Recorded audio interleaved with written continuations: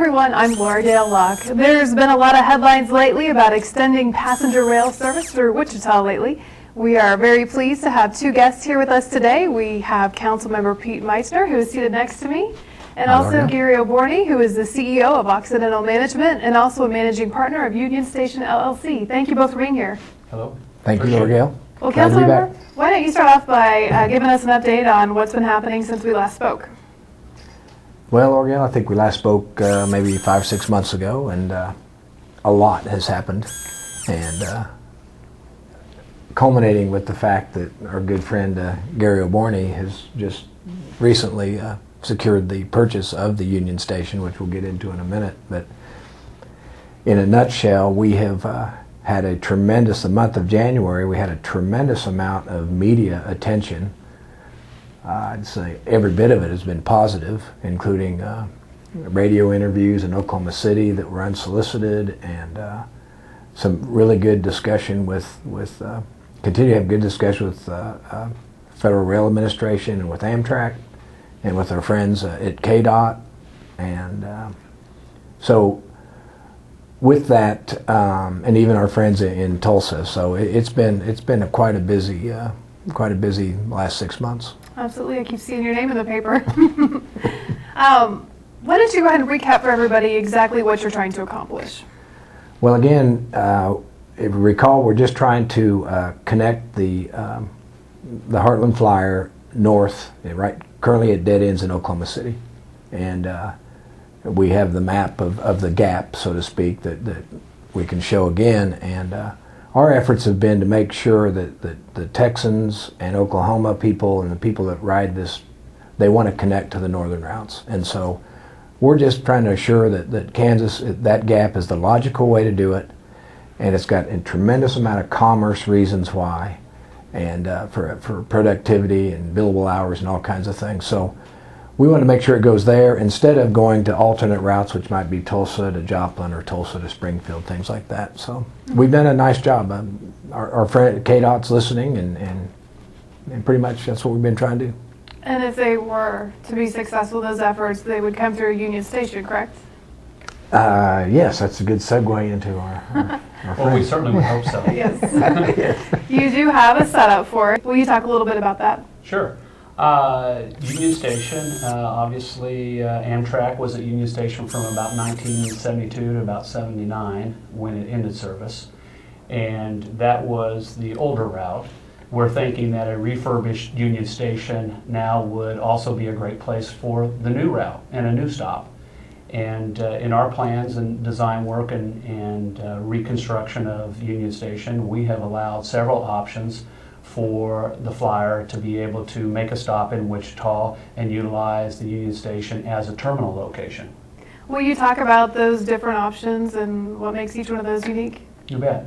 This is option B for the Amtrak terminal location. It's a standalone location, approximately 3,200 square feet. You can see the parking garage on the right side of the screen, which will be adding to the Union Station, and you can see Union Station and its campus to the top of the rendering here. And as we kind of encircle, you can see how this connects with Entrust Arena. And also what is important is another form of transportation that we have in the city of Wichita, which is the Wichita Transit Bus Center. And so we can see this here in relationship to Union Station, which is on the right side. And we'll be swinging to the north here, and this is the Eaton Hotel, you see it in the picture. And now we're starting to come back to the front of Union Station along Douglas and the Grand Hotel and the Rock Island Depot. And now we're zooming around to the east side of Union Station, and we're starting to focus in on the standalone Amtrak site. So here's the new proposed Amtrak depot, and we kind of encircle it, and we'll be going inside here in a little bit. They'll have a cover so you can see that the train area where the passengers would walk out, so if it's raining or you have inclement weather, you'll have a covered location that you can walk out when you get onto the trains. Now we're coming to the front area. There'll be parking on the upper track level, so a person can drop off someone in the covered area, or they can park in the parking just adjacent to the building. And we'll be going inside of the building. The building has been designed to the Amtrak specs that currently meet with the requirements that Amtrak's wanting for a location. Inside, what you'll see is a seating areas and also the ticketing area and the baggage area. After you're ticketed and baggage, you come out this location here on the west side and you're able to board your train.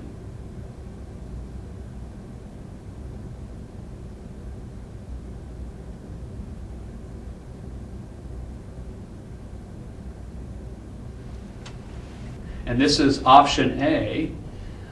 This particular location is part of the, you can see it in white, this is part of the Union Station terminal itself, and it would be actually added on to the existing Union Station terminal about in the middle of both buildings. Again, because the Union Station is called the Station of Light, we incorporate a lot of light and windows with this particular area. Some of this is the existing building. You'll have a catwalk that will come over the top, which brings you up to the second level using some of the existing architecture. And again, you're going to see the seating areas, the ticketing areas, and the baggage area. Once you ticket and a train has arrived, then you will go outside and board your train.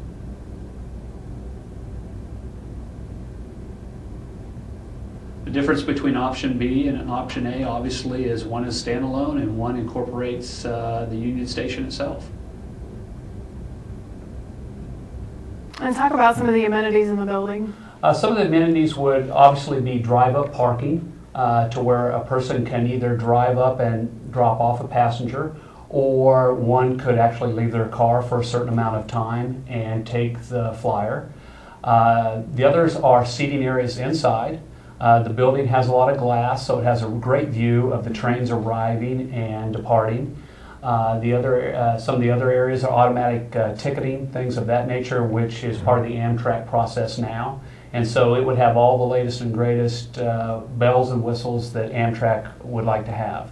Another advantage would be once you're on the train, you would have Wi-Fi service so that you could continue to work during those 2 or 3 hour commutes depending on which way you're going to go, north or south. And that way business people would have productive time instead of driving a car to those locations now. Mm-hmm. So when you purchased the building, did you always know you wanted to retain this element of it, or were you in question at all? Well, you know, it's an iconic location, very well recognized in Wichita.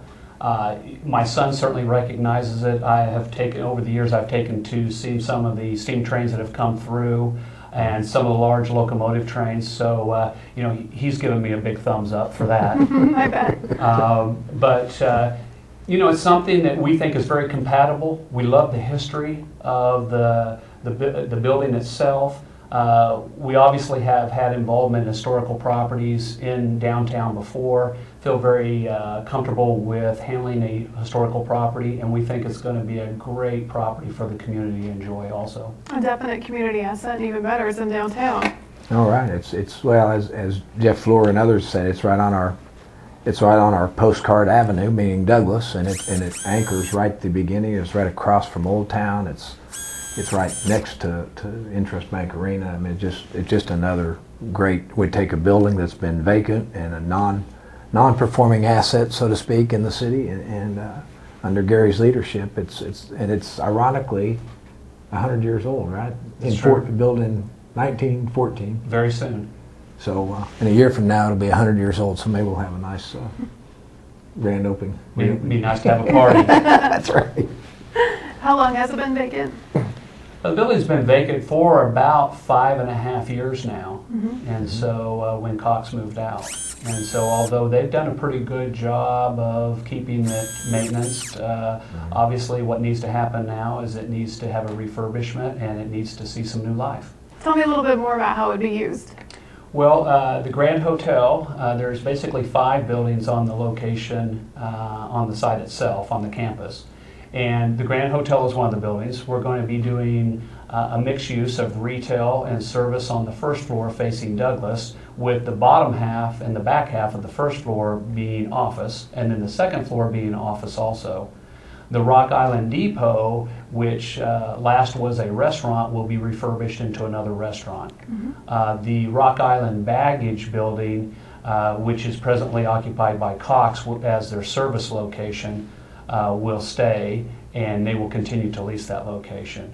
The terminal, Union Station Terminal, will be remodeled most likely into Class A office area, and the back Union Station Terminal baggage and freight area will become more of an old town feel with conduit and exposed conduit on the walls, exposed brick, things of that nature.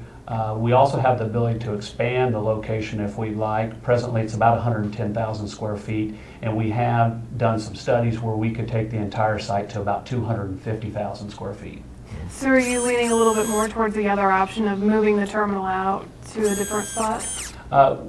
We probably favor option B the best, and the reason why is because of the time frame that it will take to actually for the flyer to be accomplished and have its location at Union Station. It allows us to continue to develop the location, and then whenever the city is ready or the state is ready and Amtrak is ready to deliver the site, we can just start right up and build the location. That makes sense. What kind of shape is the terminal in right now? And I know you talked about the historical piece of it a little bit, but will you be moving any of those elements into the new terminal? We're going to use some of the aesthetic and architectural elements that presently exist with Union Station. So obviously keeping some continuity is going to be important. So you bet we're going to use a lot of the elements. The train station was known as the Station of Light, and so the Amtrak location makes most sense to also have a lot of glass and a lot of light for it. And then I know you want to connect to the transit area and the arena as well. Will you talk a little bit about that? Yes, right now we have studied several options. Right now you have to go to Waterman and then under the bridge over to the Entrust Arena. We have looked at some a tunnel that would possibly go under the railroad tracks that would actually be able to allow the site to communicate directly to Entrust Arena's parking lot. That'd get a lot of people excited. You bet. That's good stuff. A nice feature for sure. There'll be about 1,000 parking spaces on the Union Station site with the new parking garage that we're also studying. And so as far as, again, bringing another 400 parking spots that don't currently exist to customers that want to go to Entrust Arena is another plus to developing the site. And does that include a parking garage? It does. It's a 4-story parking garage, approximately 400 parking spaces to add to the current 550 that we currently have on site now. Okay. And let's switch gears and go back a little bit more to talk about your efforts, Councilmember Meitzner. I know the last time we talked, you guys were trying to find funding for a rail passenger study.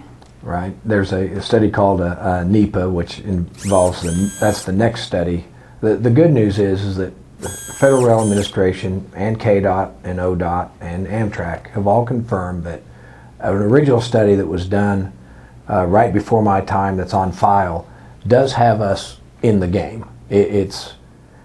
We're in the classroom, so to speak, but we're not at the head of the class. If we did the NEPA study, that would elevate us to a closer in case activity breaks from a federal level or a combined states funding, we would have that done. It's not absolutely required, but it would be encouraging if we could do it. And so we're working with KDOT, and it's about a $5 million study's been estimated, and you know, if Kansas would step up to about 3 of it, and if Oklahoma would step up to 2 of it, then we'd be on file. And so that's to be determined this first quarter of this year if we want to do that. The Federal Rail Administration said it can also be submitted when we actually apply to go forward with connecting that.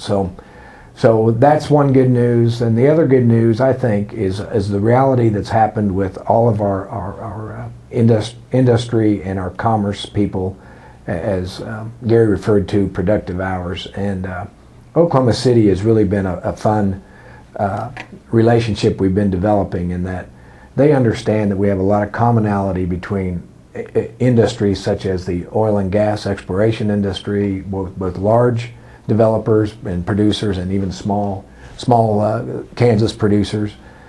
We also have the 250 to 300 aviation suppliers that are making the daily tracks to Oklahoma City to supply Oklahoma City, and even Tulsa's aviation industry, because we have the, we're the cluster of most of that. And so there's already good commerce going on, and President Bardo, our new president of Wichita State, has done a marvelous job of explaining, if I can add, what he calls a megapolitan. And there's about 40 of them in the world, and there's 10 of them in the country, and a megapolitan is a cluster of cities, of which we're in one of the 10. It extends from San Antonio all the way up, it's I-35 to Kansas City.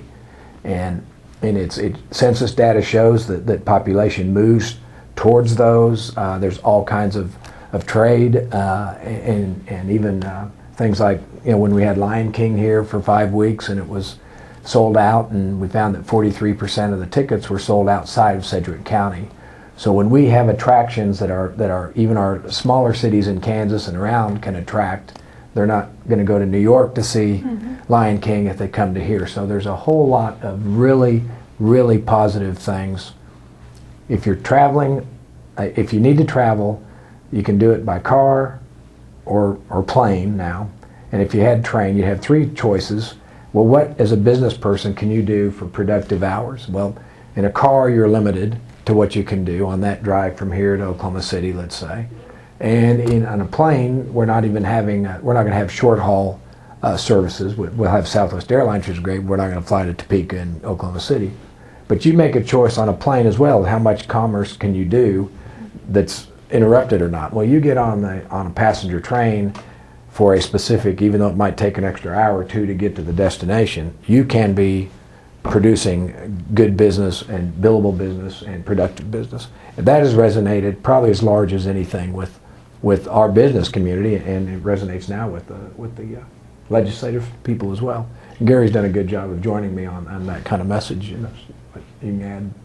And I think the other thing is that not just our local business community, but also from a point of outside our community, accessibility. If we want to secure our future as a business hub, we need to have all points of accessibility to the city, and that's going to be really important.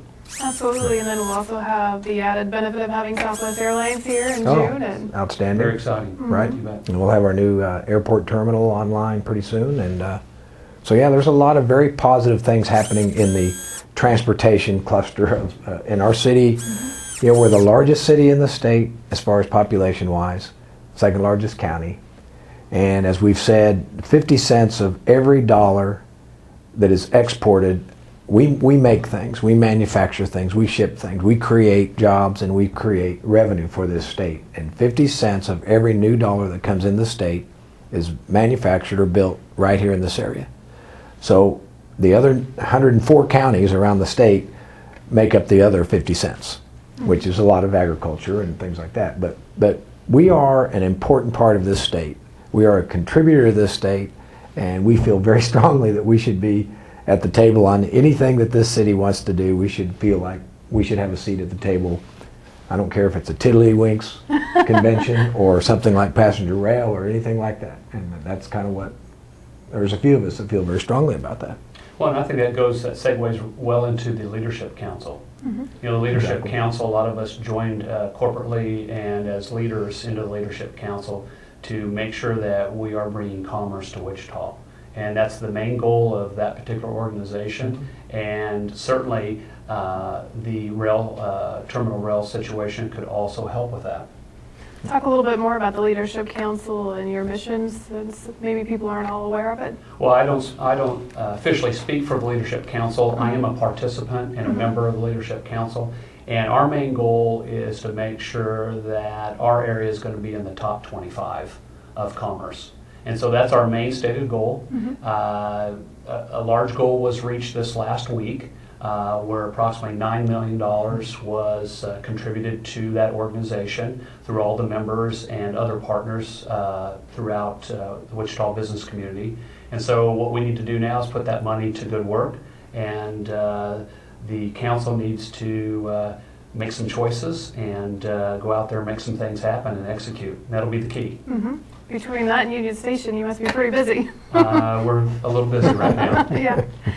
Pete, let's get back to the study. So do you expect to figure out if you'll have funding or not by the end of the legislative session with both states? Oh, likely that way.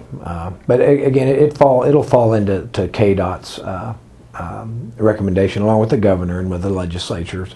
And we're a lot farther along than we were a year ago at this time. We have a lot of welcome ears. We've got good leadership at the state level in both branches, the House and the Senate. A lot of leadership positions from Wichita in this area. And so, again, we've had nice audiences. They're understanding. Of course, they've got their budget concerns. Mm-hmm. But this becomes, from Gary and I and this is more of an infrastructural commitment. Amtrak signs 20-year contracts. This is just another piece. How do you make your state better? We're replacing Webb Road and Kellogg at a number. That fixes an intersection. We replace 235 and Kellogg. That fixes a dangerous intersection. But investing in something like this for 20 years and connects the whole state, of course, our region better than the rest of the state. Mm-hmm. That's the decision that they're probably struggling with. Is do we take this next step and put us in that game? Yeah, and I don't think you can measure. You really can't put a metric at this point on accessibility or a new pipeline being established to our city. Mm-hmm. And so, if you just measure that by a metric, I think you're going to come up short. But if you can look in the future and contemplate the possibilities, then you take that leap of faith. Absolutely, and I think we're seeing, how valuable it is just by the announcement that there are private businesses looking into creating that rail line from Tulsa to Oklahoma City. You want to talk a little bit about that? Well, we're looking into that. We haven't explored it too deeply because it's been quite a chore just to get our recognition within our states and all the people we've been hurting. Privatization of all or part of that has always been something that could be considered, but we wanted to make sure that we've had these steps done first. We haven't explored it as extensively as what Tulsa is indicating they've done, but Tulsa's being a little closed about it, just out of respect, and they're being very respectful for our deal too. It's not an either or from them. They think we're all should be in this stuff together. So. And really, that announcement is good news for us because it means it's less likely that Amtrak would put a route there. Is that correct? Right. It was going to be difficult. It is difficult for Amtrak to make that decision because it dead ends in Oklahoma City today. If they go over to Tulsa, it extends the dead end. So then that'd be another and another. So that'd be a very long-term play. So if you just take that same decision, go right to Tulsa or go up north, and when we have a little bit easier terrain and to work through to get that done and then you connect to the world. So Amtrak knows that they would have difficult decisions as well that favor a little more our way, I would think. Not speaking for them, but. Is there anything else you want to share about your ongoing discussions with Amtrak? No, the community's been awesome. The business community has been so engaging. I've been surprised by the number of encouraged words I get from business leaders that frankly I wasn't expecting it. They have embraced it. They want to be supportive. Of course, the citizens are very excited about it. The media has been very gracious and very good with us, and so it's been kind of a fun run. Mm-hmm. A lot of work, but fun run. Mm-hmm. Anything else that you want people to know about what's ahead? Oh, you can pay attention. Probably the next 3 months, we'll know more from a couple of trips. We're going to make a presentation up in a joint transportation committee meeting that hadn't been set, but maybe in March will be that, and Gary will probably join us, and maybe Jeff Fleur and a few other business people will go up and we'll present our case of why we need to do that, and that might be an important step. We'll take, as a matter of fact, I think Amtrak and maybe Federal Rail Administration will join us at that meeting. So there'll be a pretty good meeting then. Gary, I know a lot of people are so excited about what's going to happen at Union Station. What's your timeline for first deciding which plan you're going to do for the terminal? Well, we'd like to see the first phase of the Union Station project to be completed in about 12 months. The second phase, probably somewhere between the 12-month and the 24-month period after that. And talk about what goes into each phase. You bet. Well, obviously, we have historical parameters that we have to make sure we meet in the qualifications, and so we have to make sure that we do that correctly. Then what would be followed by that is construction, and then the next phase would obviously be the occupancy of the tenants, and that normally takes about 12 months to complete. Mm-hmm. So in about 2 years, we could be dining there, shopping there. We hope so.